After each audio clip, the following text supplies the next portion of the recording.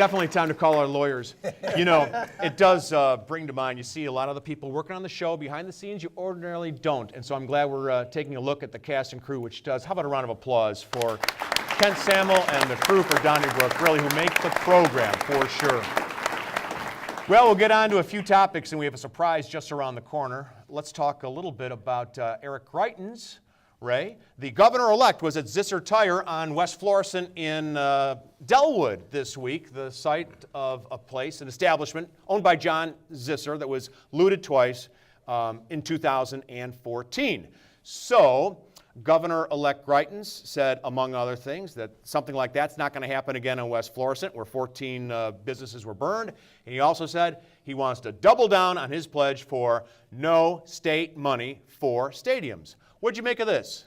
Well, I mean, I agree with him on that. I'm not as sympathetic to his, he's taking something I would say is less than an even-handed approach to our crime divide with the symbolism of going to Zisser, and what he's been saying has been, I think, could be viewed as divisive going into office, but that's sort of how he ran, I think, on being tough on crime and on that. But on the, as far as the stadium, I think he's, it's so far, he hasn't taken office yet.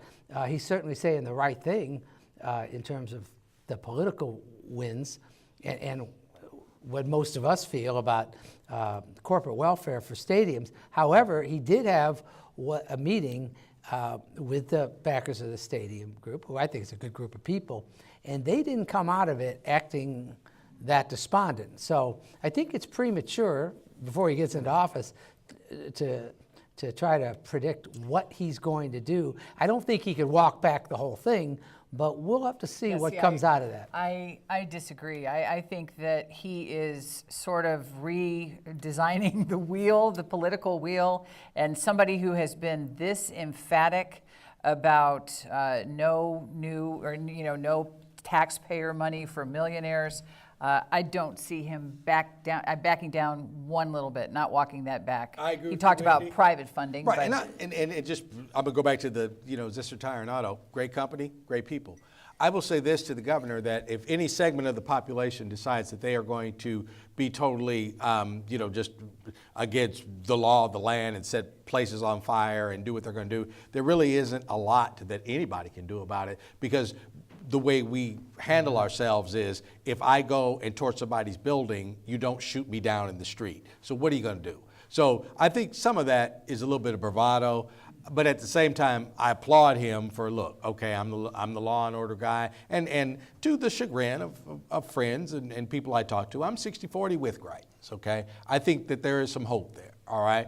And I understand what he's saying, especially with this soccer stadium thing. And he better hold to his guns, because if he doesn't, he's opening a floodgate of, one, hypocrisy, two, anybody who wants anything at any time can come to the state and ask for it. And when you get tough with him or her, how are you going to explain yourself? And then in a time where the budget is not balanced, and you're talking about cutting this program and social services and this and that and the other thing, how are you going to stand up before the people and say, like, oh yeah, I had $40 million for them? That's usual. We've had governors who politics talk as a good usual. game, Good and point. then after careful examination. But I don't think he's that breed of. Started out well. I mean, I agree with him about the no money, state money for the soccer stadium, and as far as crime goes, I thought he handled the robbery of his wife very well. I mean, he talked about how he wanted to talk to the mothers of those kids, and he wanted to create a world in which everybody has a chance. I don't think he's come off poorly at all. Well, and I think you're right. And I'm not suggesting, we talked before the election about sort of the analogies between Trump nationally, the outsider, and Greitens. And there were some, I think, valid comparisons. I think so far those don't exist. On one hand, with Donald Trump, we're looking to get what we feared we would get.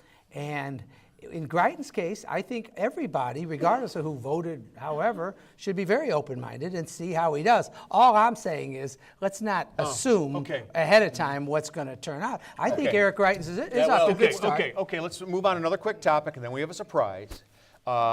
This week, Alvin Reed, it was announced that state officials are voting to make to put the accreditation mark on St. Louis Public Schools. As you know, the St. Louis Public Schools lost their accreditation, then they became partially accredited, and now state officials are voting to restore accreditation.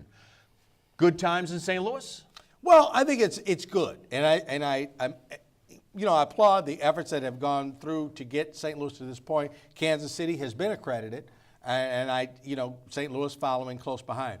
I'm suspicious though, because with all this talk about school choice and reform, before we go to vouchers or things like that, what will come first is if you're in a school district that is not accredited, you can now go to school where you want to go. Imagine if Kansas City and St. Louis, every student in the city of St. Louis and the city of Kansas City could go to school in any public school they wanted to go to. That would create a statewide problem, and I think that's a problem that needed to be avoided. So you're saying the state is doing a preemptive strike to prevent the Republican General Assembly with a Republican governor from...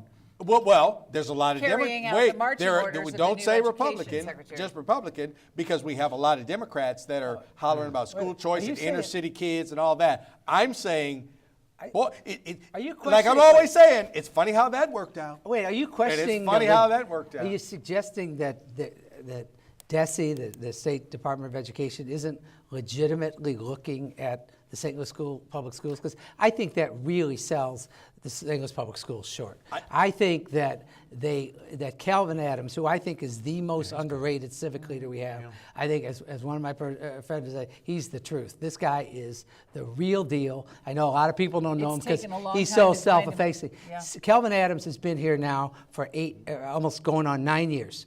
That's the longest. Before he was here, we had 8 superintendents. He was the 8th in 5 years. He's the longest serving one in 50 years. He has done a fabulous job. I understand that the schools still have a long way to go. They do. But they finally, there's a lot of factors that go into accreditation. They've gone from a big deficit to a big surplus.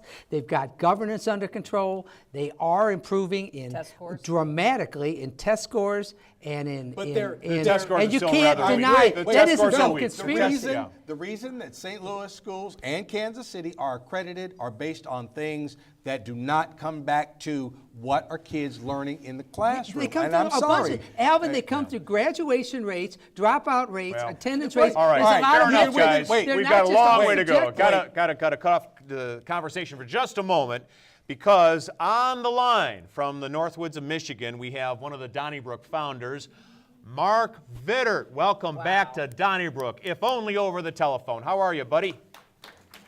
Hey, Charles. I'm glad to hear you, and I've been watching you. Yeah, Carol's. We're up here in Leland in northern Michigan, and Carol rigged us up where we can watch you on a computer, and really Hartman and McClellan look no different than they did 30 years ago. I don't understand what's happening with them. That makeup is pretty good. So I'm glad to hear you guys. Charlie, thanks so much to you and Channel 9 for calling me and letting me say hi tonight on our 30th anniversary. And I want to say to Alvin and Wendy, I surely always enjoyed so much being on with both of you. You're doing great.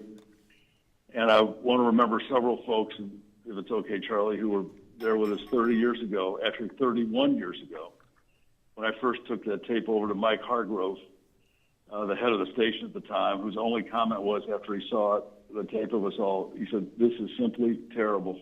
And somehow we survived it. He did. That's really what he said. And I want to also thank a couple of guys that were there with us back 30 years ago who really gave us a great start and who really were unsung heroes in this long run of Donnybrook, which was, I know Ray and Bill will remember Andy Rule and Carl Swikard, who were our first producers, directors, and gave us a good start. And I also just want to say, I know you're going to touch on the folks, and I think we probably did that in that montage. I got in a little bit late, so I didn't see it, but who have all been a part of Donnybrook. But I know we all think of, particularly tonight, of Martin and Rich and Greg and Ann and Nan, who were really all most wonderful folks. And lastly, I want to say to my old buddies, Bill and Ray and Charlie, who've done so much for our hometown and are really terrific friends. I really miss you, and it was great being with you for all those years. 30 years, and happy anniversary, folks. And thanks for letting me be with you tonight, Charlie. How about that? Thank Mark you. Bittert, Thank you, ladies and Mark. gentlemen. So nicely done. Thank you, Mark. Hello to Carol. And if you can't get enough Mark Bittert, you can always watch his son, Leland Bittert, on That's right. Fox. He anchors the news shows at noon on Saturdays and Sundays and does a great job. Apples and trees, It's a right? really- Yeah. Apples And and trees. Mark still writes his column for the St. Louis Business Journal. Yep. Reflections. Often they reprint an old favorite, but often he has originals. I'm sorry Yes, he he didn't stick does. around. To Okay, join. We hey, thought wait. he'd join in on some of this stuff. I was Well, trying to maybe get he him. should. Add a little common We sense miss to this him. We broadcast. still miss him. We do. Hey, we've got a couple of tweets we want to share with our viewing audience. Already enjoying the Donnybrook 30th anniversary show, starting the boy off right? Oh, there we go. I see that. Very well. Thank you very much for that That's one. me in front of the little kids, see? I'm like Captain Kangaroo. Maddie Dames, happy anniversary. I'll be watching with my mom as we did 30 years ago. How about Thanks, that? Maddie. Of course, her Great mom, Joan Dames. Joan Dames from, Joan Dames from the Post-Dispatch, and actually a good friend of Martin Dugan's as well. And so they watched the very first show on January 7th, 1987. Glad to have them watching right now.